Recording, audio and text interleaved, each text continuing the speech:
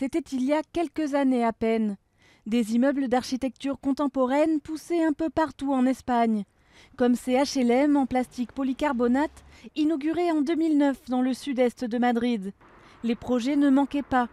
Pour les architectes, c'était quasi le plein emploi. Mais la crise a frappé et la bulle immobilière espagnole a explosé. Longtemps secteur le plus dynamique de l'économie espagnole, la construction représente aujourd'hui 14% du PIB contre 20% en 2005. La situation se caractérise aujourd'hui par une baisse de l'activité de l'ordre de 90% depuis 2007-2008.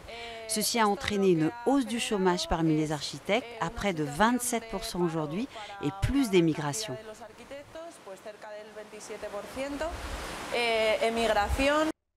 L'émigration, c'est le choix qui s'est imposé à Carmen. Depuis 4 mois, elle travaille à Stuttgart en Allemagne. Ici, d'un coup, il n'y a plus d'appel d'offres d'aménagement des espaces publics parce qu'il n'y a plus d'argent public. La situation n'était plus tenable. Nous avons fermé notre studio.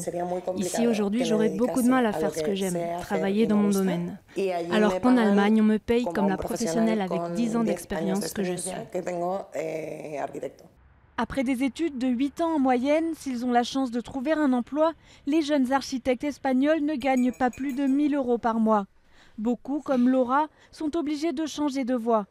Elle a ouvert cet atelier de confection de bijoux et gagne aujourd'hui environ 2 000 € par mois, autant que lorsqu'elle était architecte.